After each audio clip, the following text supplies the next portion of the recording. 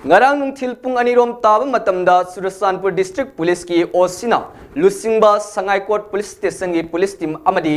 SDM Sangai Court yawa apunba kangbu amana Jangmun village da singaningai oiba mawongda lakpa passenger puba DI tata amada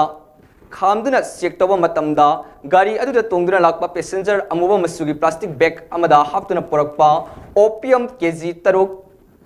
gram sam ko humputere ka konana fare hari farba mi adugi maming holngam hawkip sahi yankhai apokpa holkhuluna hawkip kawi Surachanpur district ki Sangai Court subdivision gi manung sanba Govajang village dagini hari mahaku wahang pahung sathabada Myanmar dagi Mr. Kapu kawa mi amana khusina rakhibani haiba khangmangamle farba mi adugi mathakta case ama lokhat pagal loina wahang pahung sathari hari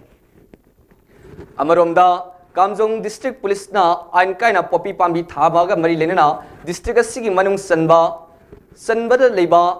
Lansa village gi sif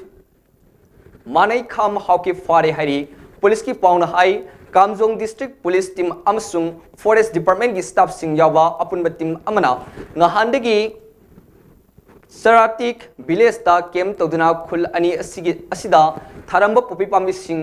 manghan takhan laba matung hariba khul ani asigi sipsing asi faduna makhoi gi mathakta FIR sing panki aduga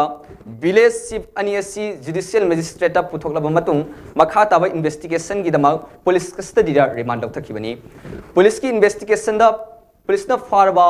village sip ani asi popi thabada habitual offender ormi hari